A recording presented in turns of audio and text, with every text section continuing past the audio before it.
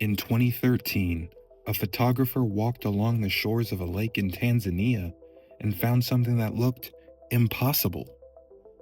Dead birds and bats, perfectly preserved, looking almost like statues.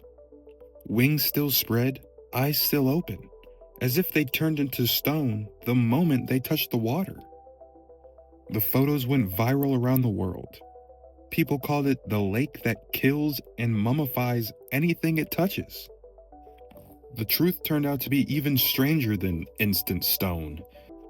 This is the story of Lake Natron. Lake Natron sits in northern Tanzania, right near the border with Kenya, in a region shaped by volcanoes and rift valleys. From above, it looks almost alien. A deep blood red and pink lake surrounded by dry, cracked land. Water flows into the lake from hot springs and a nearby river. But here's the catch. Nothing flows back out. The only way water ever leaves is by evaporating in the heat. And when water evaporates, whatever was dissolved stays behind and builds up. Over thousands of years, the buildup turned Lake Natron into one of the strangest, most hostile bodies of water on the planet. Here's where it gets extreme. Lake Natron's water is incredibly alkaline, meaning it sits on the opposite end of the scale of something acidic. Its pH has been measured as high as 10.5, and in some spots, even higher than that.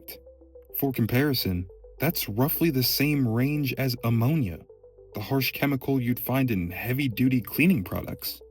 Water that alkaline is genuinely caustic.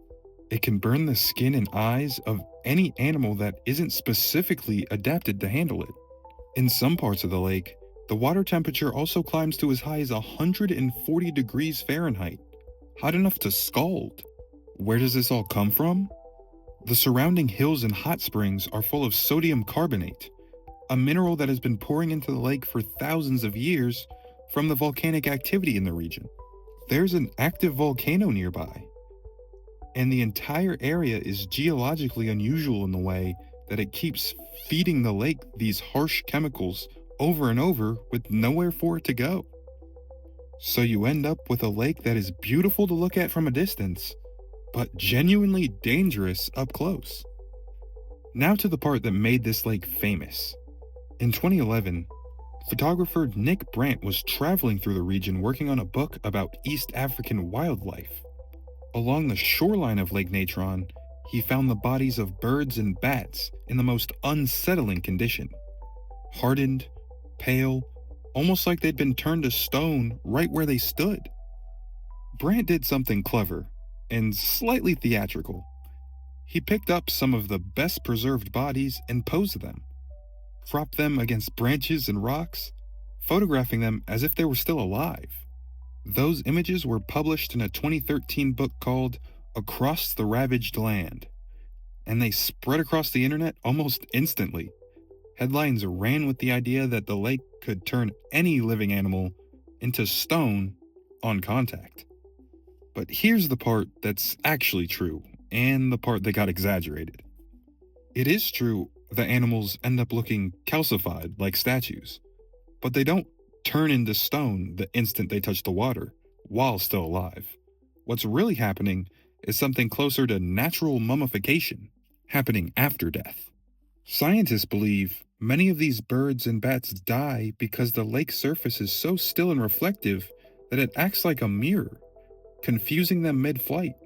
Some appear to simply fly straight into the water by mistake.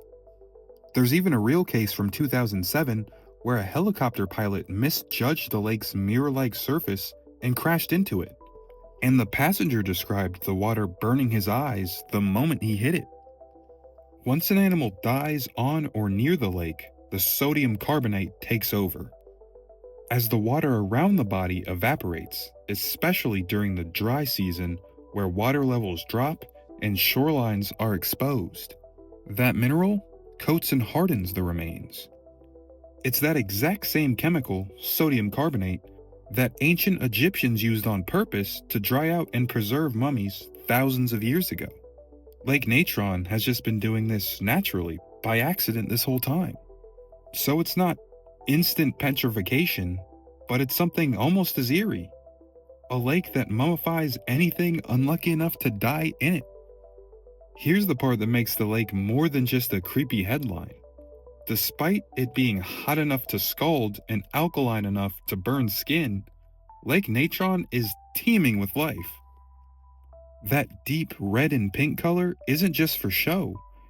It comes from countless salt loving microorganisms that live in the water, including multiple types of bacteria that actually thrive in this kind of harsh alkaline environment.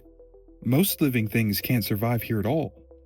These organisms don't just survive, they flourish, precisely because almost nothing else can compete with it for the space. And that bacteria turns out to be the key to the lake's biggest secret. Lake Natron is one of the most important breeding grounds on Earth for the lesser flamingo. Every year, well over 1 million of these birds, by some estimates as many as 2 or 3 million, gather here specifically to nest and raise their chicks. Why would flamingos choose one of the most hostile lakes on the planet to raise their young? Because the hostility is exactly what protects them. The water is so caustic that almost no predator can survive anywhere near it. While the lake is so brutal to most animals, it's essentially a fortress for flamingos. They have evolved to handle these harsh conditions and feed directly on the bacteria that gives both the water and the flamingos themselves their pink color. So the same lake capable of mummifying a bird that makes one wrong move is also the very same safest nursery in the region for an entire species. A lake hot enough to burn you, alkaline enough to dissolve your body into a perfect statue, is somehow still one of the most important birthplaces for an entire species of flamingos. Nature rarely picks a side between beautiful and dangerous. Lake Natron just happens to be both, at the same time, in the same water.